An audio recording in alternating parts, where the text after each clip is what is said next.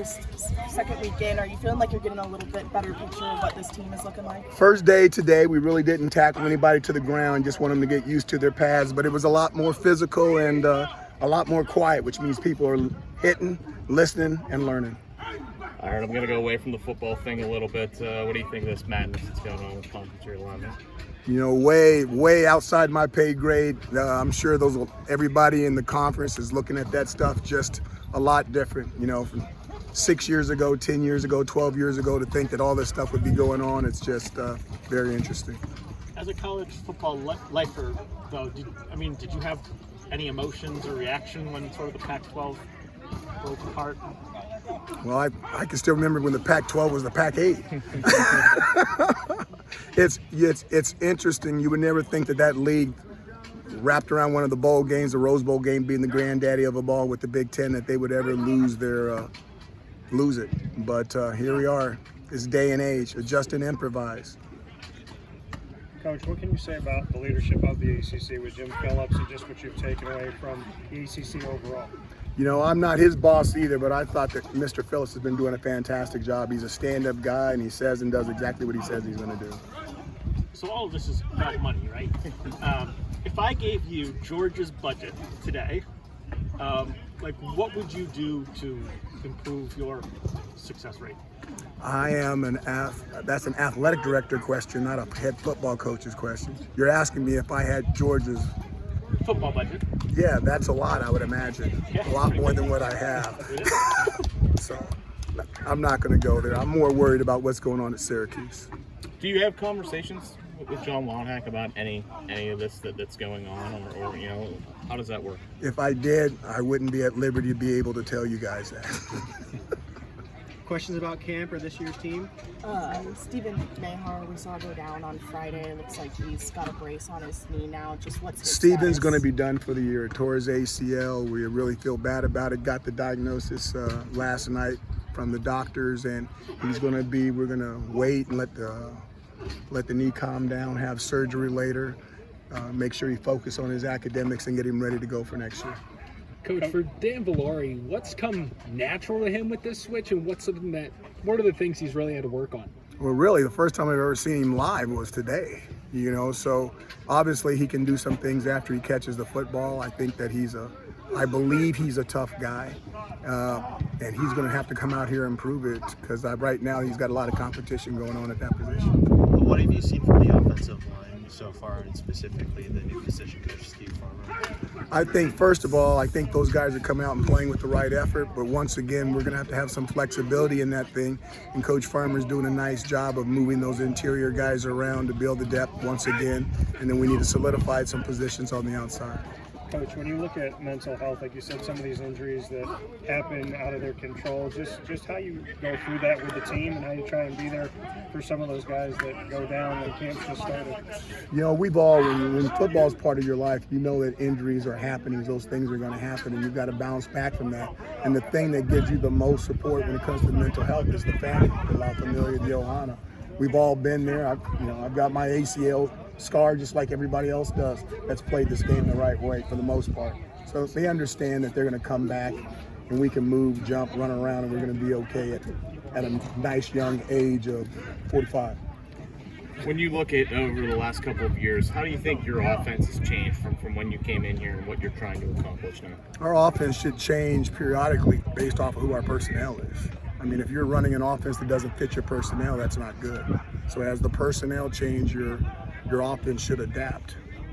Justin Barron has spent time as a holder. What was the process like for that to come about? We had holders before Justin, and they were traditionally specialists. And because they get to practice all the time with the kickers, and Andre had that all the way into his very last year. And I just told Andre, I said, Andre, you understand that there's a whole bunch of people on this football team that's got better hands than the punter, better hands than a specialist. I mean, these guys handle footballs all their lives, but it was hard for him to understand that.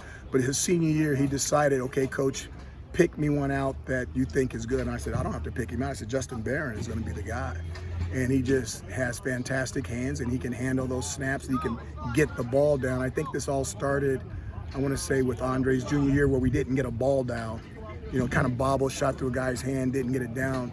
And everybody was like, oh, that snap wasn't perfect. I'm like, that snap wasn't bad. You got to be able to handle that. So when you get a better hand-eye coordination guy holding like that, it's going to eliminate a lot of mistakes that the media and everybody else won't see. In today's practice, the ball was around a little bit, and he handled all of it because he's got excellent hands. It's a fantastic question.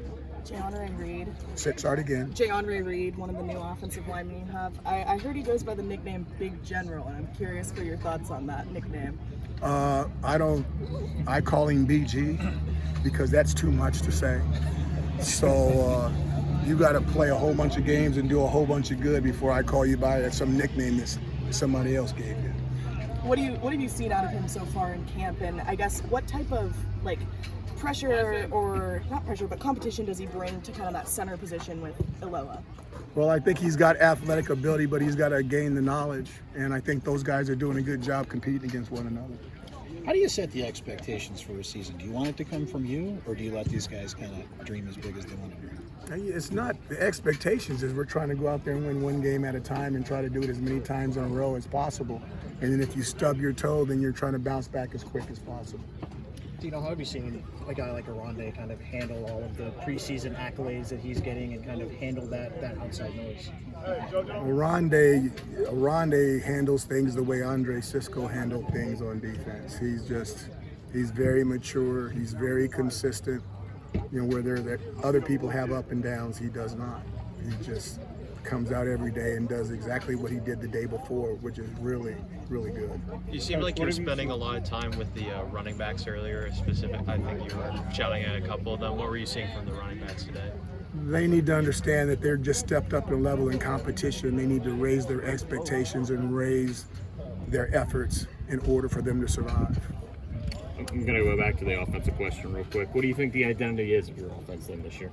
I think that I'm not going to give it here because then all the defensive coordinators will know exactly what we're going to do, but we're going to emphasize and put an emphasis on our better players and make sure that the good guys touch the ball more than the guys that are not so good. Coach, what have you seen from the running back core so far going into the season? Not much. We haven't gone live yet. Is there anything you can take away from some of the talent that is out there?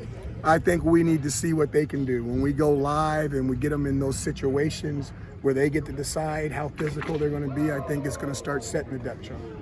You talked about how good Matt Bergeron was last year while you were in Charlotte. Obviously, he did his job really well. How much did he change things from an X's and O's perspective? The amount of chipping you do, the amount of tight end you put over there. Did you do different things with him that you wouldn't with someone else? You need to go back and look at it with Matthew Bergeron. Usually the chipping and all that stuff was on the other side. More so than usual, or you don't. Matthew didn't need a lot of help. Last two for Coach.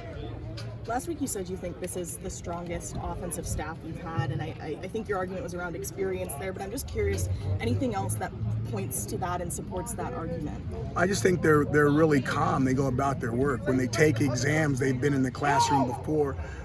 In the practice field, I see it, but where you're really going to see it is on game day adjustments and stuff like that. It's just the quality of questions and how they're answered, and how there's not a lot of fluff on things. It's just a bunch of yeses and nos, and then if there is a question, the question is asked the right way, and therefore it gets the correct answer. Which of your offensive coaches asked the best question? They all ask good questions. Last one. Football weather? Is this football weather to you in August? Why would you ask me that? No, it's too nice. It's too nice, okay? We need it hotter. We need it to be sunny, no overcast. We need to be sweating and dripping like those guys are down south. That's football weather. All right, thanks. All right. Coach. Thank you, guys. Appreciate it.